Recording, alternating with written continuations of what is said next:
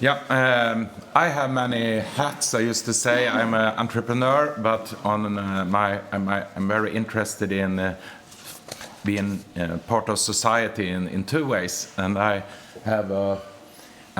chairman of this liberal conservative political magazine, Svensk Tidskrift in Sweden. But I'm also a member of the Royal Swedish Automobile Club. And during this corona crisis, I have been home and got the opportunity to read a little bit more. And I got the opportunity to read the founder of Svensk Tidskrift, Eli Heckscher. He wrote a lot of books, and he was a very prominent professor in Sweden. He was a professor at the Handelshögskolan in Stockholm, and he was also great liberal thinker. And one of his pupils, Bertil Ohlin, later got the Nobel Prize for a theory that Heckscher and Ohlin developed together on free trade and the importance of free trade and so on.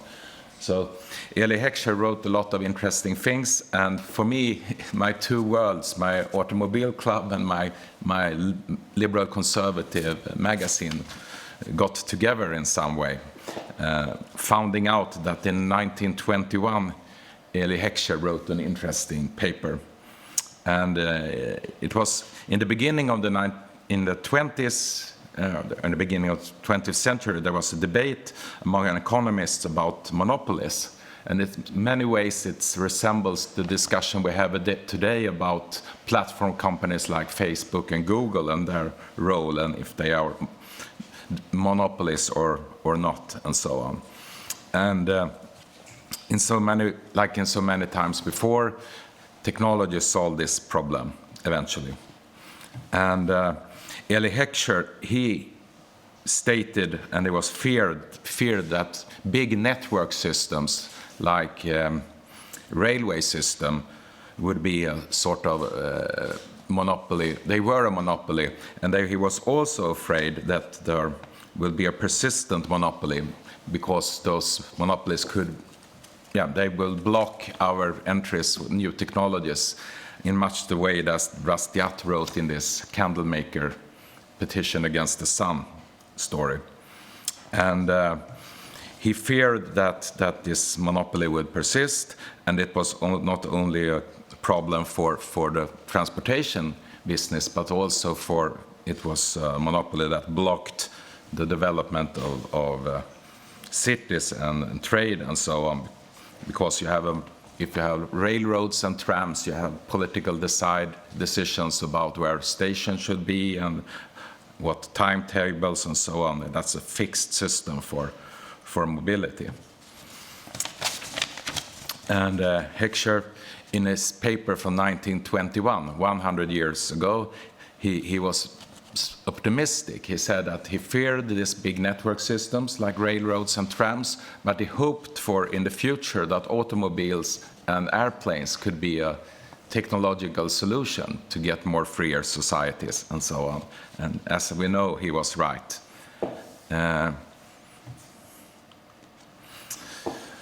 But then, coming 100 years from that, we have politicians that look very much they look back at how the situation was 100 years ago and think that's as a role model. This is a picture from Vienna in the 1920s, and they think this was how the future should look.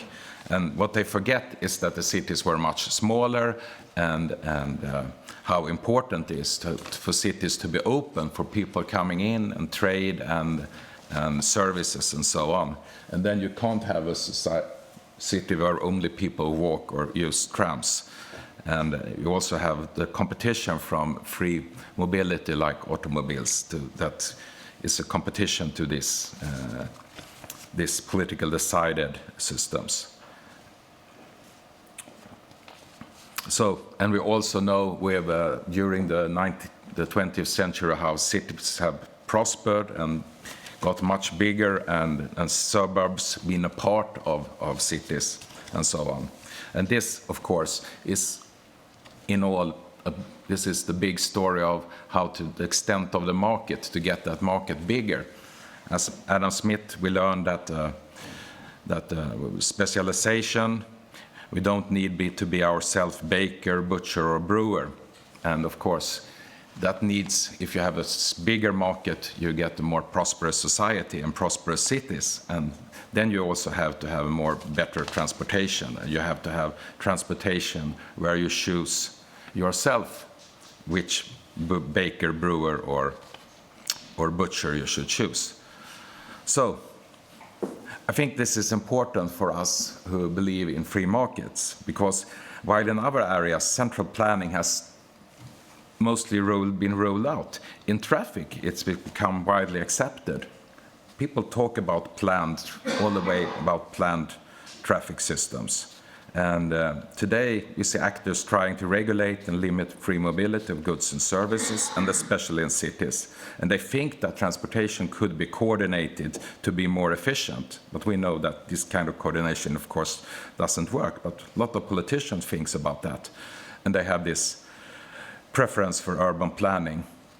And they want, of course, to give priority for mass transit, where they are in power and control of where to go and so on. And I think that perhaps one of the worst examples is the idea of the 15-minute city. Have you heard about that? It's the socialist mayor of Paris, Anne Hidalgo. She has this idea that you should have a walkable city where all services you need, you should work, and you should live, and you should have all services within 15 minutes area. And here someone has to choose what baker, brewer, or butcher should be in those 15 minutes. This is a sort of closed society with no connection with suburbs and so on. This is sort of to introduce a monopoly again. And I think this is important for us to be careful and look into in our cities where we live, for politicians to do this. And of course, they think that they can plan all these transport systems, but we know, as from Hayek explained in The Use of Knowledge in Society, that this knowledge isn't found, the politician doesn't have it. This knowledge is dispersed among people, and that's why this kind of central planning will fail. And I think Hayek's Nobel Prize lecture was extremely good in this area. It talked about observing patterns in a ball game is not enough to predict the outcome of the game. And the same if you try to look at traffic and try to plan it for others, it's not enough information, because everyone has their own need and their own timetable to follow. So the idea of having a monopoly in transportation in cities is probably a mix of socialism, but also sometimes I think it's an idea of people, experts generally believing in the potential of technology. And I'm very critical of that, being in engineering physics. That's my subject from university. But I'm still very skeptical. So I think Hayek was very right when he was correct when he said, those intoxicated by the advance of knowledge so often become the enemy of the freedom. And about experts. And during the Corona time, I also read Alain Berthaud. He's a professor from New York, a Frenchman, and he written a book about city planning. It's called Order Without Design. And it talks about how cities should evolve without central planning. The only thing that politicians should look at is to keep mobility very high and open, and it should go fast to transport. And they should also, of course, look at the prices on real estate. If there is strange things happening with prices of real estate, there probably is problem with, for instance, with mobility. And so he says the objective of urban transport strategy should be to minimize the time required to reach the largest possible number of people, jobs, and amenities. And that's, of course, that's about the extent of the market. If you get as many connections and possibilities, you get the market bigger. That's the totally opposite to that planned society that so many city planners and politicians want to have today. So I think this idea is to plan how we travel, will come at a high cost, because this transportation is important for cities to prosper. And I think you can actually, in some way, look at this system, that was the ball game, sorry, like city walls, where if you go back in time, not so far, we have city walls keeping the market inside the walls and restricting the free market. But now these kind of measures regulating transportation, that's actually virtual city walls. So we have to be aware of this kind of systems. So I think in a free society we can choose what road to take every day, not only on election day. So be aware of politicians trying to build this kind of city walls around our cities, and virtual city walls. You know, cities has prospered so much since we tear down those walls. So I think there is a bright future for mobility. We are looking now in cars are going totally noiseless, and they are emission-free and safe, and we have new kinds of electromobility with scooters and so on, and micromobility, and all of those mobility could work together, also together with mass transit. I'm not against mass transit, but we should have a freedom to choose as individuals what kind of transport we will have, and that's very important for a free market. If not, the politicians regulate all the mobility. So let's hope that the prediction that Eli Heckscher had in 1921, that the future problems of mobility will be solved by technology and not political monopoly on transportation. Thanks.